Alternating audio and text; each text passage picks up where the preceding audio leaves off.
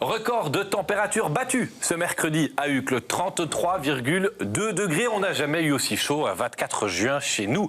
Comment gérer ce pic de chaleur? Et les suivants, quelle vision à long terme? Peut-on, nous les humains, infléchir le climat? Beaucoup de questions à se poser. Bienvenue sur le plateau de Versus.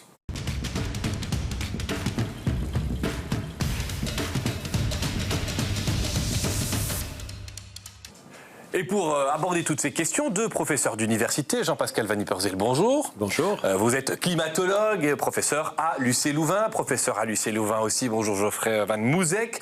Vous êtes spécialiste notamment du bâti et on verra s'il y a des particularités dans une ville comme Bruxelles. Peut-on mieux se préparer à ces épisodes caniculaires qu'on ne l'est actuellement? Nicolas Bormann, bonjour, vous êtes coordinateur politique à la plateforme Climat et on verra avec vous quelles sont vos revendications, vos attentes vis-à-vis d'une région comme Bruxelles, mais aussi de la Belgique fédérale. Deux politiques pour échanger avec vous. Mounir El Harissi, bonjour. Député bruxellois pour Les Engagés. Et Vincent De Wolf, bonjour. Vous êtes bourgmestre et maire de la commune d'Etterbeek. On verra ce qui est faisable à l'échelle communale. Monsieur Van Ypersele, on le dit, 33 degrés, un record. Vous le qualifiez comment, ce record, aujourd'hui? C'est vraiment un pic de chaleur? C'est une canicule ou c'est juste l'été qui arrive? C'est certainement pas juste l'été qui arrive, surtout aussitôt dans l'été. C'est tout à fait anormal. C'est tout à fait anormal et en même temps, c'est représentatif de ce que le GIEC, déjà dans son premier rapport que j'ai ici avec moi, c'est qu'un des volumes, celui publié en 1990, annonçait, à savoir que suite à nos émissions de gaz à effet de serre, en particulier le CO2 qui est dégagé chaque fois qu'on brûle des combustibles fossiles, du charbon, du pétrole, du gaz, et que l'on déforeste aussi, ce CO2 provoque une augmentation de l'épaisseur de l'isolant. Je sais qu'on va parler d'isolant pour l'habitat, mais il y a aussi un isolant invisible que nous installons autour de la Terre, une couche de gaz à effet de serre, de CO2 en particulier, qui laisse rentrer la chaleur du soleil, le rayonnement du soleil, mais ne laisse pas ressortir la chaleur qui s'accumule donc petit à petit en dessous de cette couche d'isolant, et c'est pour ça qu'il fait de plus en plus chaud, et ça favorise évidemment des événements extrêmes comme celui dans lequel nous sommes maintenant. Et donc on n'est pas dans quelque chose d'ordinaire, prévu, oui, vu le dérèglement climatique, si on vous comprend, mais on n'est pas dans l'été qui s'installe un peu plus tôt. Non, pas du tout. On est vraiment dans le signe de ce que la situation climatique est vraiment en train d'évoluer, comme le GIEC l'annonçait déjà il y a plus de 30 ans, mais vers un climat en moyenne plus chaud. Et qui dit en moyenne plus chaud dit que quand il y a des circonstances atmosphériques particulières, comme un anticyclone qui reste longtemps au même endroit, avec un ciel bleu qui nous amène jour après jour un peu plus d'énergie, eh bien on a des températures qui battent tous les records, ce qu'on est en train de faire maintenant. Geoffrey Van Mouzek, on a vraiment encore plus de chaleur dans une ville-région comme Bruxelles. Pourquoi? Parce que c'est plus bâti, c'est simplement ça? On a plus chaud à Bruxelles qu'on ne l'aurait en Wallonie ou en Flandre? C'est essentiellement parce que c'est plus bâti. Effectivement, il y a un phénomène qu'on appelle l'îlot de chaleur urbain. Et globalement, le principe est simple. Le soleil arrive sur des surfaces qui sont sombres. L'asphalte, les routes, les pavés, les bâtiments, etc. Cette chaleur est absorbée par les matériaux et elle est restituée en soirée. Donc globalement, la ville est plus chaude parce qu'elle absorbe de la chaleur, mais surtout les nuits sont plus chaudes parce que cette chaleur ne se dissipe que lentement au fil du temps. Et les canicules donc sont beaucoup plus dures à vivre et il est beaucoup plus difficile de s'en prémunir en ville que dans un milieu plus ouvert. Il y a des petits trucs qu'on peut faire si on n'a pas un bâtiment bien isolé chez soi, là, pour ceux qui nous regardent aujourd'hui. Aérer, oui, mais encore les prochains jours, si on n'a pas des rideaux, des petites choses comme ça qui fonctionnent ou pas? On doit simplement s'habituer à la chaleur? La base de l'équilibre thermique d'un bâtiment, c'est de faire un équilibre entre ce qui rentre et ce qui sort. On sait de moins en moins évacuer la chaleur pendant la nuit, on vient de l'expliquer, et donc il faut de plus en plus se protéger de la chaleur qui va entrer pendant la journée, et donc agir sur des protections solaires. Ok, on reviendra avec vous sur vraiment des questions de fond. Je voudrais vous entendre, Monsieur Bormann, là-dessus, parce que finalement, Jean-Pascal Van Ypersele l'a dit, ça fait des années que certains préviennent. Est-ce que vous estimez qu'aujourd'hui, finalement, on récolte simplement ce qu'on mérite, ou vous avez encore l'impression qu'on peut corriger le tir, si je puis dire? Alors je dirais pas qu'on récolte ce que l'on mérite, mais par contre on récolte l'inaction climatique des gouvernements précédents, parce que les gaz à effet de serre s'accumulent dans l'atmosphère et donc ce qu'on récolte aujourd'hui, c'est le fait de ne pas avoir agi pour les diminuer auparavant. Donc maintenant, on voit bien que ces émissions de gaz à effet de serre continuent d'augmenter et donc on peut s'attendre à ce que ce soit de pire en pire. Mais c'est pour ça qu'en fait aujourd'hui, ce que la coalition climat demande, c'est qu'il y ait une action politique forte en termes d'atténuation de ces émissions de gaz à effet de serre qui soit prise structurellement pour limiter le réchauffement climatique. Alors on politique et Mounir Larissi, je l'ai dit, vous êtes député bruxellois pour les engager. C'est une compétence sur laquelle on peut agir à différents niveaux, hein, le climat, mais enfin au fédéral, bah voilà, il y a un ministre, il est de votre parti, il veut réunir les régions et ça marche pas. Ils sont envoyés sur les roses, Jean-Luc Cruc, il va rien pouvoir faire alors si la Flandre ne veut pas venir à un comité interfédéral ? Quand même un courrier qui a été envoyé, il y a un plan, quelques lignes directrices, en tout cas pour agir, mais c'est clair que ça reste encore faible et qu'il faut se rappeler que l'intérêt, il est commun là-dessus et qu'on doit tous travailler ensemble sur ces politiques-là. Je voudrais rebondir sur l'aspect atténuation, le réchauffement climatique, on est déjà dedans. Donc je veux dire, là on doit aussi parler d'adaptabilité à ce réchauffement climatique, même s'il faut l'atténuer. Là-dessus, je suis tout à fait d'accord. Mais alors, Monsieur Brown, j'essaye autrement. Hein. On est victime en Belgique, les gens qui sont victimes de la canicule, qui ont trop chaud ou qui vont avoir peut-être des inondations à d'autres moments de l'année, sont victimes de nos conflits communautaires. Ça bloque l'action que vous réclamez au niveau de la plateforme climat ? Mais c'est assez flagrant en fait en Belgique à quel point on est incapable de s'entendre sur la gouvernance climatique. Par exemple, récemment, l'Union européenne a décidé de son nouvel objectif, à combien l'Union européenne allait réduire ses émissions de gaz à effet de serre pour 2040. Toute une série de pays se sont prononcés en faveur d'un objectif de moins de 90% et étaient prêts à sauter dans ce wagon-là, sauf quelques-uns, notamment la Bulgarie, la Pologne et la Belgique. La Belgique qui s'abstient en fait de viser ce qui était déjà la plus basse ambition recommandée par les experts européens. Pourquoi ? Tout simplement parce qu'en fait nos quatre entités sont incapables de s'entendre là-dessus.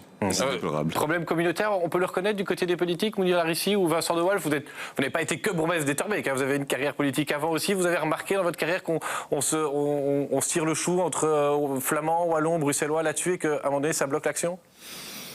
Je ne vais pas faire l'énoncé de ma carrière politique parce que ce n'est pas le débat, mais c'est vrai que j'ai siégé à différents niveaux de pouvoir et j'ai coutume de dire que la Belgique a été morcelée au moment où on a créé les communautés et les politiques se connaissent moins qu'avant, travaillent moins ensemble qu'avant et sont de plus en plus axés sur leur propre territoire ou activité et ça n'est pas toujours positif et certainement pas lorsqu'on parle d'enjeux qui sont globaux. Et moi je pense que, et nous avions commencé ça déjà avec M. Van den Busch qui nous a quittés il y a longtemps, on avait envoyé un échevin, c'était à Johannesburg, c'était en Afrique du Sud, aux premières réunions qui avaient été lancées à l'époque. Et donc nous on a toujours été sensibles à l'aspect climat et moi je pense que changer la mentalité des personnes, changer les modes de consommation, changer les modes de vie et partir de la base, c'est un espoir parce que c'est aussi très désespérant de voir ce que donnent les conventions internationales par rapport à ça avec les blocages. Et je termine en disant que nous on a organisé déjà 2 ou 3 fois une COP avec les enfants. Quand je dis les enfants, c'est les écoles secondaires. Vous êtes venus une fois. Et c'était intéressant parce que chacun représentait un pays et chacun a joué le jeu là-dedans. Et on voit combien c'est difficile parce qu'il y a les intérêts économiques, les intérêts personnels, les intérêts étatiques. Et c'est assez désespérant quand on le voit du niveau global, c'est vrai. Mounir Larissi, Jean-Luc Cruc, qui doit contraindre la Flandre à venir à participer à son plan interfédéral. Il doit essayer de faire quelque chose avec ceux qui veulent bien. Et tant pis si la Flandre n'en est pas. On devra faire tous ensemble de toute façon. Je pense qu'il a fait un appel à un peu de modestie et un rappel à l'intérêt commun. Je pense que ce qui est important là, c'est bien de se rendre compte que le réchauffement climatique, comme je l'ai dit, on est dedans. Et donc on va le payer. Et donc tout le monde va subir les effets de ce réchauffement climatique parce que ça va toucher toutes les politiques et on a intérêt à travailler tous ensemble pour atténuer et s'adapter à ce réchauffement. Mais si certains veulent pas, on avance sans eux ou bien on dit on fait rien en attendant qu'ils changent d'avis ? Mais le réchauffement climatique, il s'arrête pas aux portes de Bruxelles, de la Flandre ou de la Wallonie. Donc même au niveau européen, ou de la Belgique, même au niveau international européen, il faut travailler dessus. C'est pour ça qu'au niveau bruxellois, dans la DPR, on a insisté sur le fait de contribuer de continuer à contribuer au niveau de l'accord de Paris, du pacte vert et de l'objectif de neutralité carbone. Mais en attendant, on n'a plus d'argent pour des primes isolation, on ne s'accorde pas pour une prolongation de la LES, voilà, plutôt pour ne pas la prolonger. Il y a des formules qui existent, par exemple en Flandre, où ils travaillent sur le taux zéro pour le public large et pour les plus fragiles, où il y a quand même un système de primes qui est maintenu. Donc c'est à l'étude maintenant au niveau bruxellois.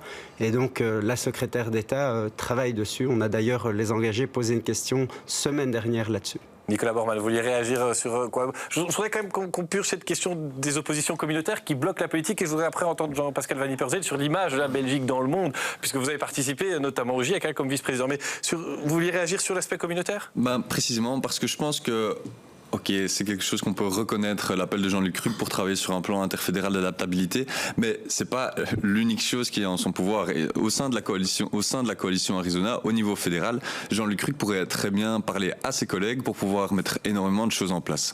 Nous pensons par exemple au ministre de l'Énergie, Mathieu Billet, qui lui devrait en fait se mettre à l'œuvre pour développer les nouvelles zones Princesse Elisabeth en mer du Nord. Quand on parle de renouvelables, est-ce que Jean-Luc Ruck pourrait aussi pensez à un parc éolien là. Est-ce que Jean-Luc Ruck pourrait également parler avec son collègue Yann Yambon aux finances pour voir comment est-ce qu'on réoriente les subsides aux énergies fossiles, ou comment est-ce qu'on fait pour imposer une taxe permanente sur les profits des entreprises fossiles qui sont également à la source du problème. On pourrait également parler avec David Clarinval pour savoir comment est-ce qu'on va mettre en place une transition juste en Belgique, comment est-ce qu'on va faire en sorte que toutes les travailleurs et travailleuses puissent avoir un emploi dans le monde de demain. Et je pense que là, en fait, il y a un appel aussi qui devrait venir de la part du ministre fédéral du climat envers ses collègues fédéraux. Monsieur Van Ypersel, est-ce qu'on a, dans les réunions internationales auxquelles vous avez participé pendant de nombreuses années, est-ce qu'on a vous continuez à le faire, alors dites-nous, on a bonne image, nous les Belges, là-dedans, on apparaît comme un pays volontaire à la mesure de ses moyens, alors qu'on est un pays d'Europe occidentale, structuré, avec un État fort? Mais vous savez, vous venez de prononcer un mot important, Europe. En fait, à l'international, la Belgique apparaît relativement peu en tant que pays autonome. Elle apparaît comme membre de l'Union européenne, et heureusement que l'Union européenne est là, parce qu'elle impose à ses membres un certain nombre de mesures. Sans les normes européennes, on n'irait pas aussi loin? Ça me semble assez clair. Et donc, heureusement que l'Europe est là, parce qu'il y a bien des décisions qui sont prises à un autre niveau qu'au niveau communautaire. Et en ce qui concerne la Belgique, moi je plaiderais pour que chacun, là où il est, ou là où elle est, prenne les mesures qu'il ou elle peut prendre à son niveau. Ne passons peut-être pas trop de temps à se demander si on ne doit pas mettre tout le monde d'accord exactement sur la même chose. Il y a une diversité en Belgique. Je crois que si tous les leaders politiques prenaient les mesures qui sont dans leurs compétences au maximum de ce qu'il est possible de faire, on ferait déjà beaucoup de progrès. Donc ce serait tant mieux s'il y avait un plan national, une coordination parfaite, où on recherche toutes les synergies entre tous les niveaux de pouvoir. Mais si déjà tous les niveaux de pouvoir qui ont toute une série de compétences en matière de climat, aussi bien du côté des réductions d'émissions de gaz à effet de serre que du côté de l'adaptation à la partie des changements climatiques. On n'est pas assez volontaire à Bruxelles, par exemple, en région bruxelloise. On a renoncé, je citais l'isolation du bâti, la zone de basse émission. Je crois que vous avez donné vous-même quelques exemples qui ne vont pas dans la bonne direction. Donc oui, je crois qu'il y a des progrès à faire dans toutes les régions et à tous les niveaux de pouvoir. Alors là, on va vers M. Van Mousek. Je vous ai proposé de venir notamment pour parler du bâti bruxellois. Il est particulier. Est-ce qu'on peut raisonnablement isoler mieux nos maisons et se protéger du dérèglement climatique, des étés plus chauds, des automnes plus violents, avec des changements de température plus radicaux et tout ce qui ira avec? Est-ce que le spécialiste du bâti que vous êtes est optimiste pour Bruxelles? Le bâti n'a qu'une partie des clés d'action. Il y a des actions qui sont nécessaires à l'échelle urbaine, des actions qui sont nécessaires à l'échelle du bâti, et d'autres qui sont à l'échelle plus sociale, comportementale, des modes d'organisation, etc. La chance qu'on a, c'est que toutes ces politiques sont assez sectorielles ou locales. On peut agir à l'échelle de la région bruxelloise sur l'aménagement du territoire, sur la construction, sur le bâti. On n'a pas besoin, comme c'est le cas pour l'atténuation du changement climatique, de se mettre tous ensemble et de négocier avec les Chinois. On peut, entre nous, déjà commencer à s'adapter. Et là, malheureusement, on est en fait encore nulle part. On n'avance pas assez en région bruxelloise. On avance ni en région bruxelloise, ni ailleurs. On n'est nulle part sur l'adaptation au climat d'aujourd'hui et au climat de demain. Nicolas Bormann, et puis la réponse des deux politiques là-dessus. Juste pour rappeler aussi qu'il y a 3 ans, dans l'affaire climat, en fait, la région bruxelloise, tout comme le fédéral, tout comme la Flandre, il y a eu un arrêt de la Cour d'appel de Bruxelles qui a jugé insuffisant les mesures climatiques qui ont été prises. Et c'est aujourd'hui ce qu'on voit, c'est aussi le résultat qu'on voit à Bruxelles aujourd'hui. Vincent De Wolf, Mounir Lahrissi. Mounir Lahrissi ou Vincent De Wolf, les deux. Pas en même temps, s'il vous plaît. Je vais réagir parce que, si tu permets, je pense que le mouvement peut venir des communes. Et sans être prétentieux, j'ai la prétention de contribuer à le faire. J'ai choisi la compétence du développement durable et je m'implique fort avec la majorité par rapport à ça. On a inventé le bon communal, c'est toujours unique en Belgique, pour que l'épargne publique, un bon de caisse, mais ici au niveau communal, finance une nouvelle crèche qui est totalement passive. On a créé un hôtel communal où on a eu un prix mondial par rapport à la durabilité du bâtiment communal. C'est quand même pas rien, c'est un prix qu'on a reçu à Londres par rapport à ça. On a créé la plus grande crèche de communauté française, également passive. Et on continue en ce qui concerne tous les logements, 350 logements de la régie. On est en train de rénover 250 chaudières. On donne des subsides. On accompagne les citoyens. On a voulu lancer une analyse thermographique. On n'a pas réussi à le faire avec l'avion qui a été arrêté parce qu'il y avait un sommet européen, qu'on a eu peur des drones, mais on va le faire bientôt. Et donc, il y a une véritable possibilité. On a aussi rénové les cours d'école. Il faut aller voir à la Farandole, une école centenaire. Il y a des arbres qui ont été plantés, des lierres sur les murs, il y a un potager, des espaces. On a segmenté les cours. Donc, moi, je crois vraiment que si les citoyens se soulèvent, que les communes se soulèvent et qu'elles en font une priorité d'action, ce qui est notre cas, on peut y arriver. Mais il faut une chaîne vertueuse par rapport à ça. Mounir Lahrissi, est-ce que vous pouvez reconnaître quand même qu'on ne va pas aussi loin qu'on le pourrait? C'est ce que nous disent les experts ici, deux professeurs d'université. On ne va pas aussi loin qu'on le pourrait, qu'on le devrait pour peser sur le changement climatique avec nos moyens bruxellois? En tout cas, je vous assure que je ne vais pas faire de dissonance cognitive là-dessus. Je suis complètement d'accord avec ce que vous dites et on est vraiment alignés. Ça fait bien longtemps qu'on ne fait pas assez. Mais dire qu'on est nulle part, je trouve ça quand même un peu sévère, dans le sens où il y a des actions qui sont mises en place, mais on ne fait pas assez et pas assez vite. Je veux dire. Et puis, il y a le problème de la politique, même parce que vous parliez de communautaire, mais dans la politique bruxello-bruxelloise, quand vous regardez une commune et une autre, les politiques de mise en place de mesures contre le réchauffement et la lutte contre le réchauffement climatique peuvent être complètement différentes et avoir une priorité complètement pas symétrique du tout. Okay. Et donc là-dessus, c'est aussi un problème sur lequel je pense qu'on doit imposer. Et c'est pour ça, comme vous le disiez, l'Europe a un rôle qui est clé là-dessus. Et je pense que le fédéral peut aussi avoir un rôle clé là-dessus. Et d'ailleurs, notre ministre Jean-Luc Ruck l'a rappelé encore ce matin. Et dernière question très politique aux deux politiques. Aujourd'hui, la compétence climat, environnement, elle est éclatée entre le fédéral, la région. Le bourgmestre, ancien député bruxellois que vous êtes, Vincent De Wolf, le député, ancien échevin que vous êtes, Mounir Lahrissi, est-ce que vous pouvez reconnaître que si c'était centralisé, par exemple, au fédéral, ça irait peut-être un peu mieux? Est-ce que là-dessus, il n'y a pas quand même quelque chose qu'on pourrait au moins reconnaître, voire envisager de corriger? Refédéraliser ces compétences-là. Moi, je ne vais rien reconnaître parce que je n'en sais rien. Ça nécessite quand même un accord politique entre différentes tendances, différentes communautés. Et on peut constater jusqu'à présent qu'arriver à dégager un accord à un niveau fédéral n'est pas si simple. Je vais essayer autrement. On va voir. Mounir Lahrissi, si Jean-Luc Ruck avait les pleins pouvoirs en matière de climat, est-ce que ça n'irait pas mieux? Je pense surtout qu'il doit pouvoir avoir cette légitimité de coordination entre les différents niveaux pour qu'on puisse s'entendre et qu'il n'y ait pas des politiques dissonantes entre la Wallonie, la Flandre ou Bruxelles et qu'on puisse avoir une politique de lutte contre le réchauffement climatique et d'adaptation qui suive une vision stratégique commune. Geoffrey Van Moezek et puis Nicolas Bormann. Oui, quand je disais qu'on était nulle part, c'est bien sur l'adaptation au changement climatique qui est déjà là et qui va continuer à s'aggraver. Je vous donne un exemple. On a une grande stratégie de rénovation en région bruxelloise, rénovation du bâti qui s'appelle Rénolution. Ce n'est pas parce qu'un bâtiment est classe A en PEB qu'il est adapté au climat qui change. Ce n'est pas la même chose, ce n'est pas la même question. Réduire les consommations d'énergie pour limiter le changement climatique, ça ne vous garantit pas que vous êtes prêt à supporter des canicules. Et donc, il faut compléter ces politiques-là d'axes vraiment orientés sur l'adaptation, comme le montre la séquence qu'on vit ces semaines-ci. Nicolas Borman et puis Jean-Pascal Van Ypersel, vous voulez réagir aussi? J'aime bien ce que vous dites dans le sens où le ministre du Climat devrait avoir un rôle davantage de coordination, et je pense que c'est intéressant puisque en fait quand on parle de climat, on parle de tout ce qui impacte notre mode de vie. Aujourd'hui, je veux dire, c'est extrêmement transversal. Donc ça veut dire si le ministre des Finances, si le ministre de l'Économie, si le ministre des Affaires étrangères n'en font pas un point central de leur politique autour duquel s'articule ce qui est propre à leur enjeu, mais en fait on ne peut pas y arriver. Jean-Pascal Van Ypersel, vous voulez répondre aux politiques aussi?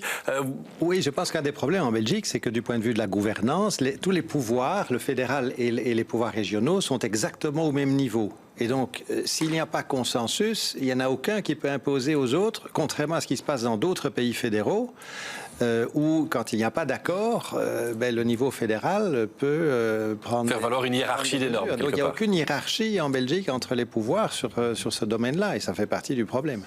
Alors il y a un aspect qui est, je trouve, très bruxellois aussi. On dit souvent, et notamment sur BX1, que Bruxelles est une capitale très verte, une des plus vertes d'Europe, mais en même temps, et c'est pas les deux politiques qui vont me contredire, on a énormément minéralisé, plein de places, c'était même assumé par les architectes. Est-ce que là, on doit urgemment revenir en arrière, Mounir Larissi? Il y a quand même un plan nature qui se met en place, le plan nature 2.0, sur lequel on travaille sur la perméabilité des sols et le fait que si demain on doit construire et on doit bétoniser un endroit, il faut s'assurer au moins qu'on ait...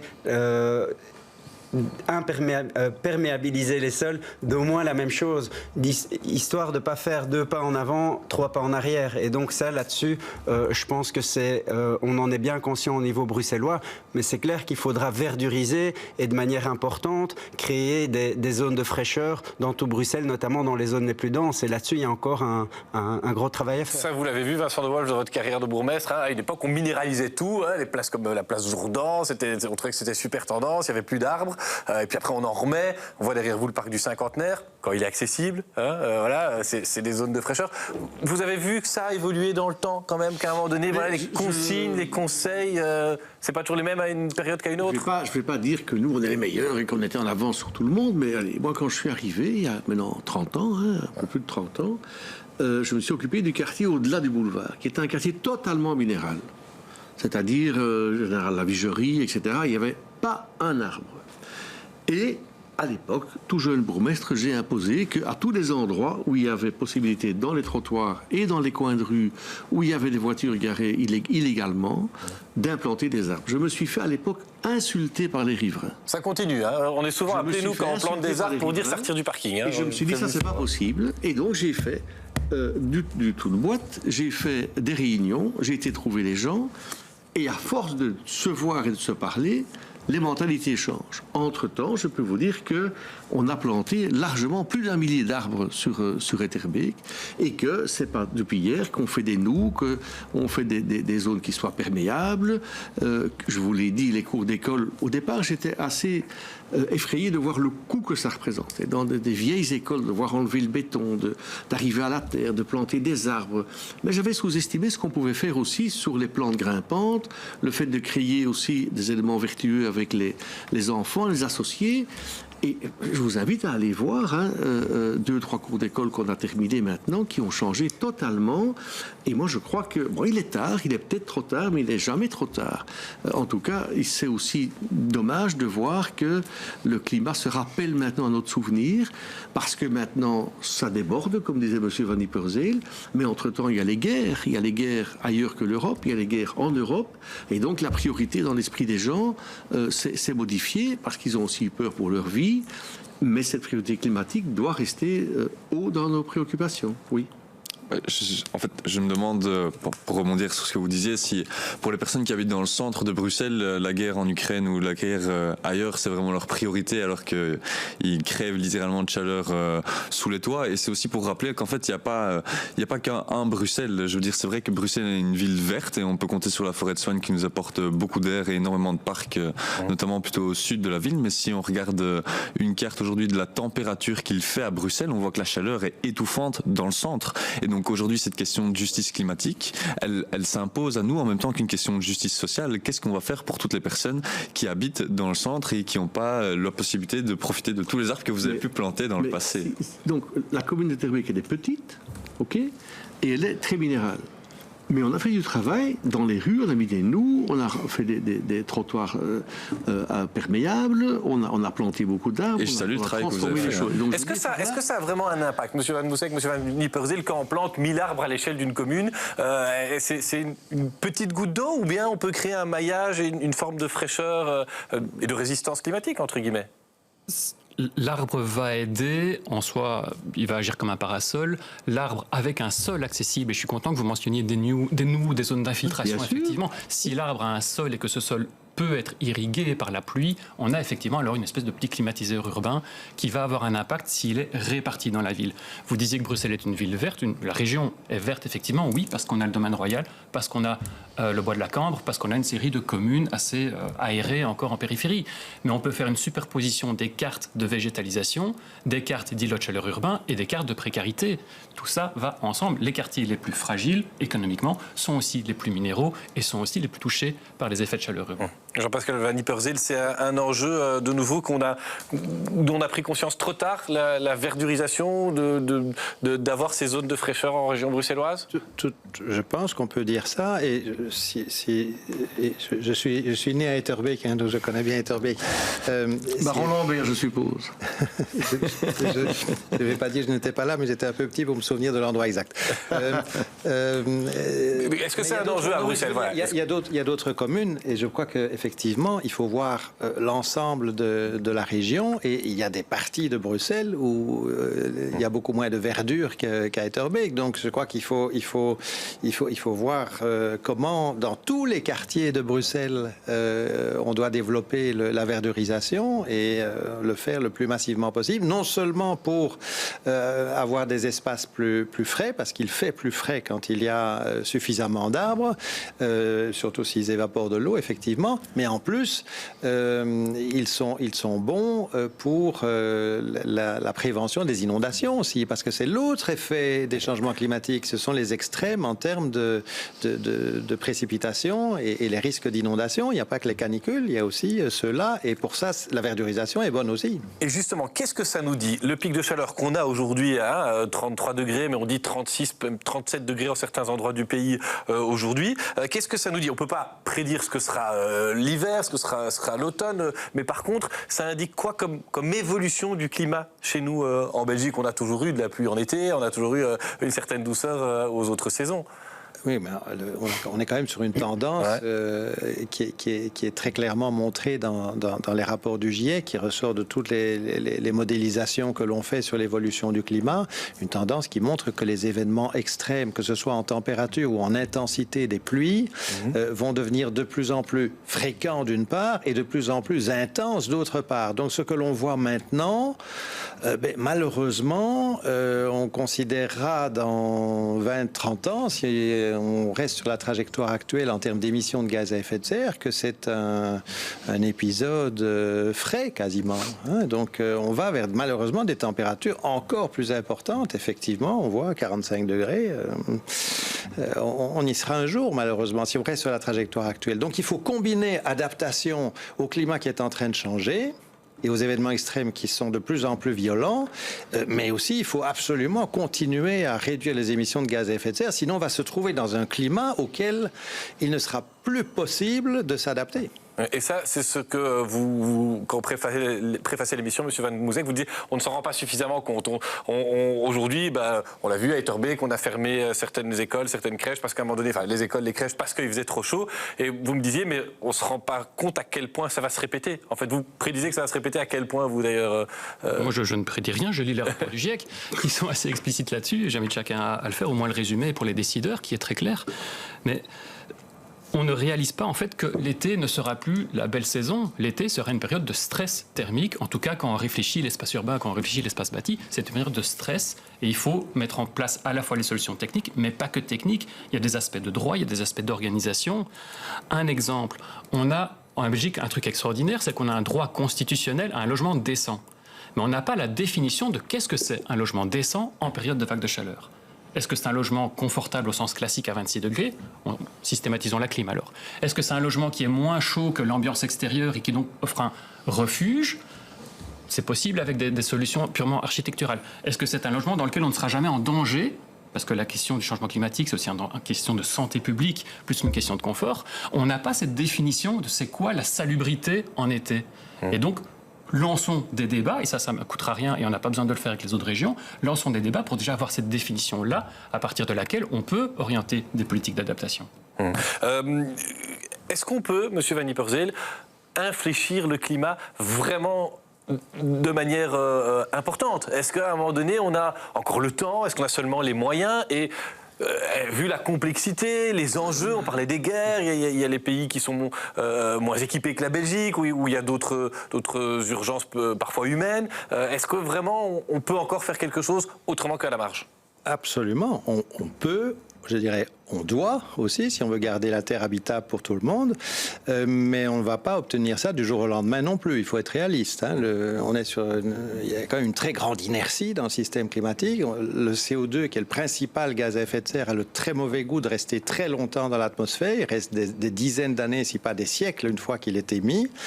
Et donc toute la couche de gaz à effet de serre qu'on a déjà émise dans le passé, elle va encore être là. Même si on arrête de l'épaissir à partir de demain matin, cette couche, elle va encore être là pendant longtemps. Donc on peut infléchir le cours des choses pour arriver à stabiliser au moins la situation, mais on ne va pas revenir au climat d'il y a 50 ans après-demain. Ça, c'est pas possible. Depuis toutes les années que vous vous engagez, que vous communiquez dans les médias pour faire évoluer les mentalités, pour faire évoluer les politiques, et je pose la question à Nicolas Bormann aussi, qui est un peu plus jeune que vous, mais est-ce que parfois vous êtes un peu découragé? Non, j'ai répondu à cette question-là dans Le Monde qui sort aujourd'hui, dans le journal Le Monde qui sort aujourd'hui. Je pense qu'être découragé, moi personnellement, c'est quelque chose que je refuse d'être. C'est un choix. Parce que je pense que c'est le plus beau cadeau que je pourrais faire à ceux qui sont partisans du statu quo, les lobbyistes des combustibles fossiles en particulier. Et donc, je fais le choix conscient de refuser le désespoir et de continuer à agir et à parler du problème. C'est la raison pour laquelle j'ai créé, avec le soutien du gouvernement wallon, la plateforme wallonne pour le GIEC, qui publie une lettre d'information qui est gratuite, qui est en ligne. On l'imprime que pour la promotion, ce que je suis en train de faire. Et on en a consacré une, par exemple, sur la réconciliation de l'habitat et du climat.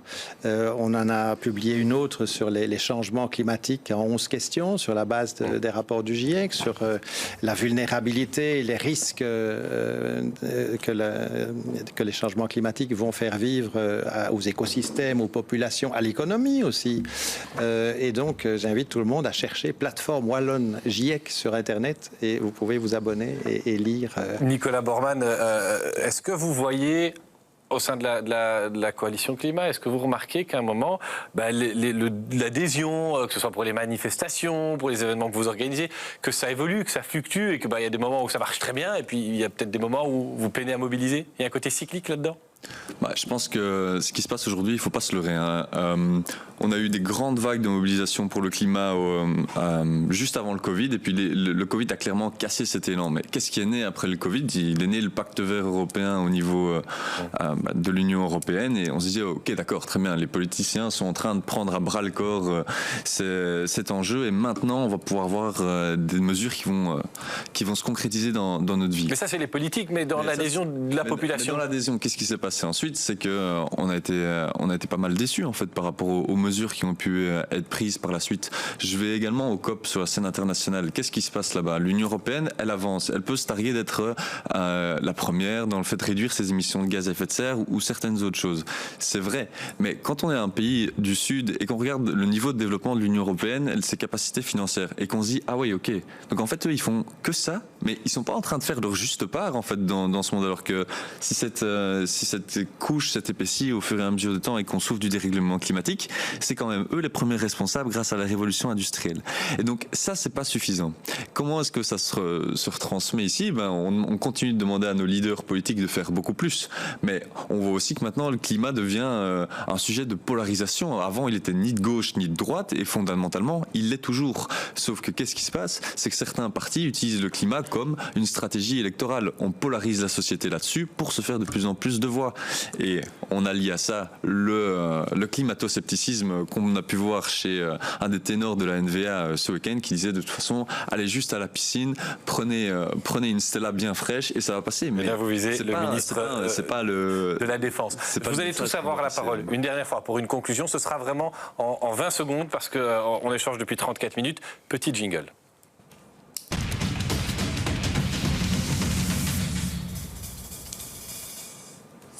Monsieur Van Mouzek, qu'est-ce que vous retenez de l'échange qu'on a eu ici? Est-ce que vous avez l'impression d'avoir fait passer au moins certaines idées de manière utile pour les téléspectateurs? On peut prendre ça comme ça? J'espère. Je vais encore en glisser une vraiment vers les politiques. Pour l'instant, c'est un parcours du combattant et la responsabilité est sur le citoyen qui veut rénover. Il doit prouver que ça respecte l'urbanisme, le patrimoine, les pompiers, la sécurité et en plus, il doit rendre ça finançable.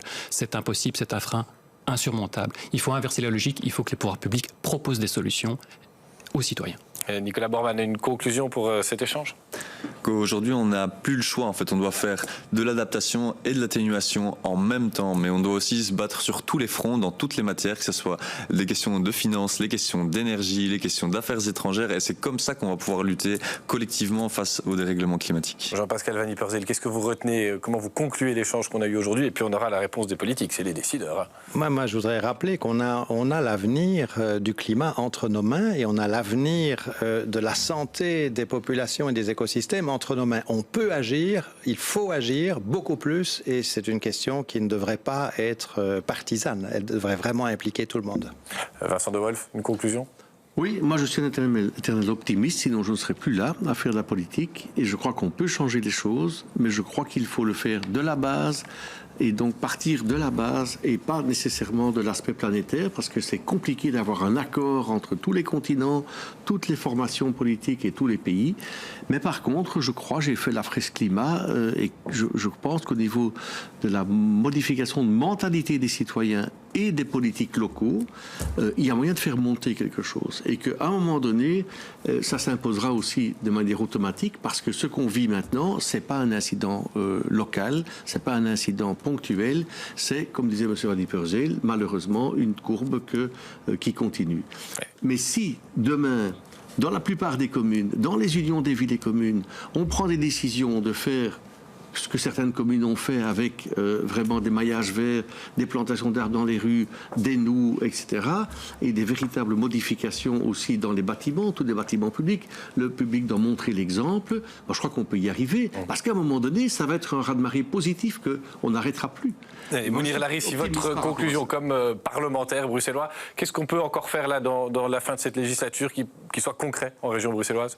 Ouais, je pense qu'il y a beaucoup de choses qui se font aussi ailleurs qu'en Belgique, sur lesquelles on peut prendre exemple dans certaines villes. Donc, essayer aussi de voir ce qui marche et le prendre en exemple. J'ai aimé aussi le fait qu'on ait parlé de santé publique, parce qu'évidemment, c'est aussi une question de santé publique et c'est très important pour nous, dans le sens où il faut être attentif aussi. On n'est pas tous, on subit pas tous de la même manière ce réchauffement climatique.